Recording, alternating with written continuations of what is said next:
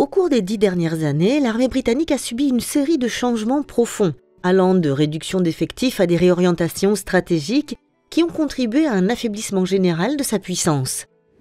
Cette évolution reflète les choix politiques, économiques et stratégiques du Royaume-Uni dans un monde en mutation rapide. Ce déclin, bien que graduel, soulève des questions sur l'avenir de la défense britannique face à des menaces croissantes. Une réduction drastique des capacités humaines et matérielles. L'un des aspects les plus visibles du déclin de l'armée britannique est la diminution marquée de ses effectifs et de ses capacités matérielles. Alors qu'au début des années 2010, l'armée régulière comptait encore plus de 100 000 soldats, ce chiffre est tombé à environ 76 000 à la fin de la décennie, son niveau le plus bas depuis le 19e siècle. Cette réduction est en grande partie attribuée à une série de coupes budgétaires initiées après la crise financière, mais qui ont continué bien au-delà, malgré un contexte international de plus en plus incertain. Le recrutement a été un problème persistant. Des campagnes publicitaires coûteuses, souvent mal ciblées, n'ont pas réussi à attirer suffisamment de jeunes recrues. De plus, la concurrence avec le secteur privé, particulièrement dans les domaines techniques et technologiques, a accentué cette difficulté. De nombreux jeunes qualifiés préfèrent des carrières civiles mieux rémunérées et moins exigeantes que la vie militaire. Parallèlement, les conditions de travail dans l'armée ont été fortement critiquées. Des bases mal entretenues, un moral en baisse et des perspectives de carrière limitées ont poussé de nombreux soldats expérimentés à quitter les rangs. Sur le plan matériel, les coupes budgétaires ont également eu un impact profond. De nombreux équipements sont devenus obsolètes et les projets de modernisation n'ont pas réussi à combler ces lacunes.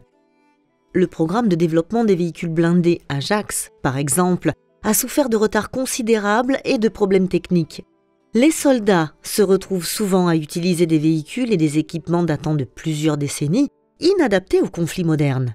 Cette situation affaiblit les capacités opérationnelles de l'armée dans les environnements de combat à évolution rapide. Les réductions ont également touché les infrastructures de défense. Les bases militaires, essentielles pour les opérations et l'entraînement, ont été fermées ou regroupées, ce qui a réduit l'efficacité logistique de l'armée. Cette situation, combinée à une flotte vieillissante d'avions de transport et d'hélicoptères, rend difficile pour l'armée britannique de déployer rapidement ses forces ou de soutenir des opérations prolongées. Une stratégie fragmentée et une dépendance accrue aux alliés. L'autre pilier du déclin de l'armée britannique réside dans les changements de sa doctrine stratégique. Après les décennies d'implication dans des conflits majeurs comme l'Irak et l'Afghanistan, le Royaume-Uni a progressivement réduit son rôle dans les opérations militaires traditionnelles pour se concentrer sur des missions plus spécialisées. Cependant, cette transition n'a pas toujours été bien exécutée et a souvent conduit à une fragmentation des priorités. Depuis le début de la décennie précédente, l'accent a été mis sur des missions de contre-terrorisme, de maintien de la paix et de cyberdéfense. Bien que ces objectifs soient pertinents dans un monde marqué par des menaces asymétriques, ils ont souvent détourné les ressources des capacités conventionnelles. Par exemple, la présence britannique en Europe de l'Est, cruciale dans le contexte des tensions avec la Russie, reste limitée en comparaison avec celle des États-Unis ou même d'autres pays européens comme la France ou l'Allemagne. En Asie-Pacifique, le Royaume-Uni a tenté de jouer un rôle plus actif pour contrer l'influence croissante de la Chine, notamment en envoyant des navires de guerre dans la région. Cependant, ces efforts restent symboliques, en raison de la faible capacité de déploiement de la Royal Navy et de l'insuffisance des forces terrestres pour soutenir les opérations prolongées dans cette région. La dépendance croissante de l'armée britannique vis-à-vis de ses alliés, en particulier les États-Unis, est un autre point d'inquiétude. Bien que cette collaboration soit historiquement solide, elle reflète également une perte de souveraineté opérationnelle. Lors du retrait d'Afghanistan, par exemple, le Royaume-Uni a dû compter sur les infrastructures américaines pour organiser l'évacuation de ses ressortissants et de ses alliés locaux. Cet épisode a souligné les limites logistiques de l'armée britannique, incapable de gérer seule des crises d'envergure. Les relations avec les alliés européens, autrefois renforcées par l'appartenance à l'Union européenne, ont également été affectés par le Brexit. Bien que la collaboration militaire bilatérale reste active avec des pays comme la France, le Brexit a compliqué la coordination des missions européennes communes et affaibli la capacité du Royaume-Uni à influencer les initiatives de défense continentale. Des défis persistants, mais aussi des opportunités pour l'avenir. Malgré les défis auxquels l'armée britannique est confrontée, des signes d'espoir demeurent, ainsi que des opportunités pour inverser la tendance.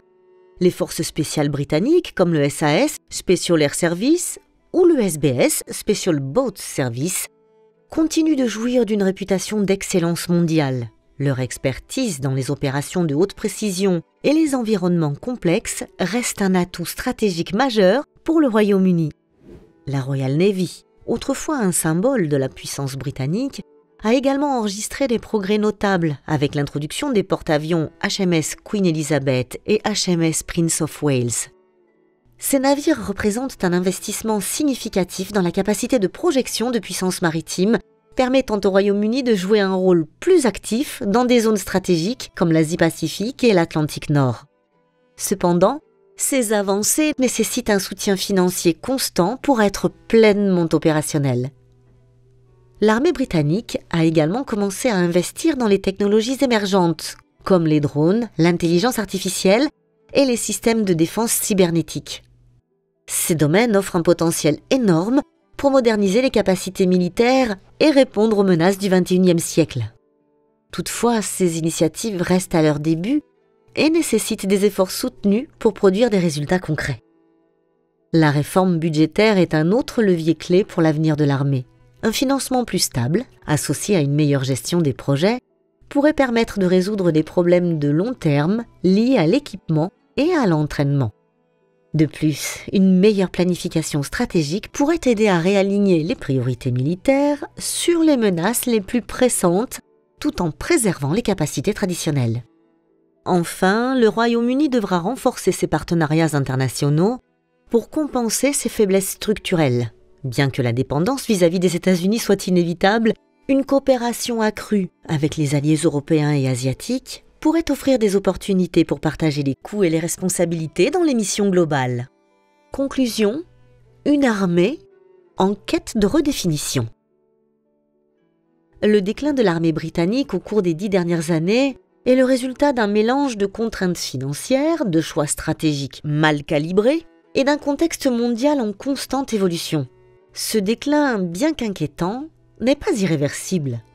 Avec une réforme ambitieuse, des investissements ciblés dans les technologies émergentes et une meilleure coordination avec les alliés, le Royaume-Uni pourrait redonner à son armée une place de choix sur la scène internationale. Cependant, cela nécessitera des décisions politiques courageuses et une vision stratégique claire, capable de concilier ambition globale et réalité budgétaire.